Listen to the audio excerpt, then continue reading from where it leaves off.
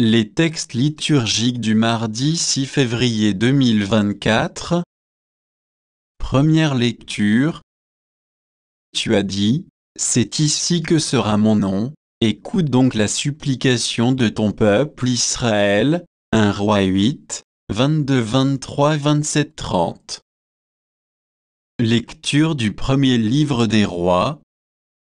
En ces jours-là, lors de la consécration du temple, Salomon se plaça devant l'autel du Seigneur, en face de toute l'assemblée d'Israël. Il étendit les mains vers le ciel et fit cette prière.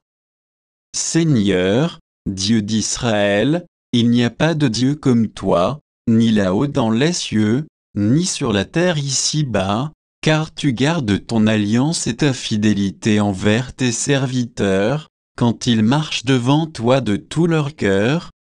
Est-ce que, vraiment, Dieu habiterait sur la terre? Les cieux et les hauteurs des cieux ne peuvent te contenir, encore moins cette maison que j'ai bâtie.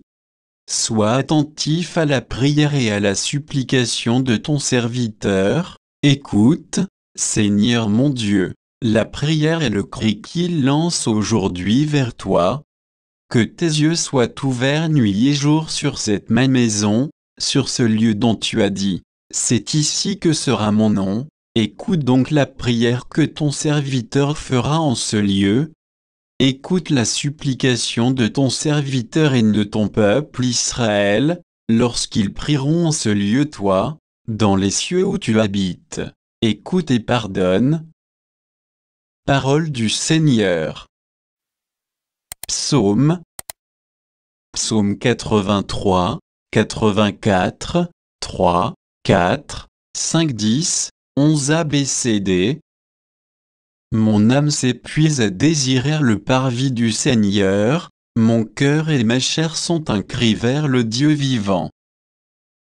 L'oiseau lui-même s'est trouvé une maison, et l'hirondelle, un nid pour abriter sa couvée. Tes autels, Seigneur de l'univers, mon roi et mon Dieu. Heureux les habitants de ta maison, ils pourront te chanter encore. Dieu, vois notre bouclier, regarde le visage de ton Messie. Oui, un jour dans tes parvisans vaut plus que 1000. J'ai choisi de me tenir sur le seuil, dans la maison de mon Dieu. Évangile. Vous laissez de côté le commandement de Dieu, pour vous attacher à la tradition des hommes. Marc 7, 1, 13. Évangile de Jésus-Christ selon saint Marc. En ce temps-là, les pharisiens et quelques scribes, venus de Jérusalem, se réunissent auprès de Jésus, et voient quelques-uns de ses disciples prendre leurs repas avec des mains impures, c'est-à-dire non lavées. Les pharisiens en effet, comme tous les juifs, se lavent toujours soigneusement les mains avant de manger, par attachement à la tradition des anciens, et au retour du marché, ils ne mangent pas avant de s'être aspergés d'eau, et ils sont attachés encore par tradition à beaucoup d'autres pratiques, lavage de coupes, de carafes et de plats.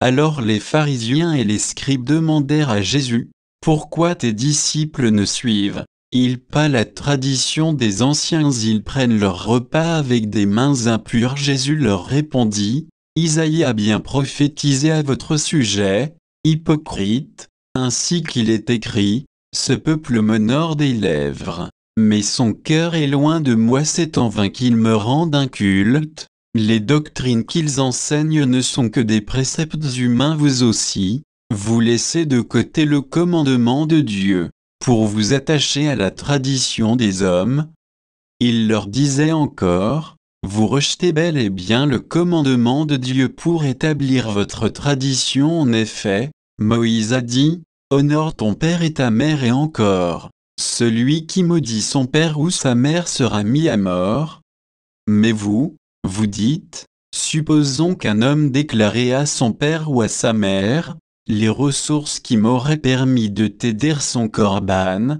c'est-à-dire dons réservés à Dieu. » Alors vous ne l'autorisez plus à faire quoi que ce soit pour son père ou sa mère. Vous annulez ainsi la parole de Dieu par la tradition que vous transmettez et vous faites beaucoup de choses du même genre. Acclamons la parole de Dieu.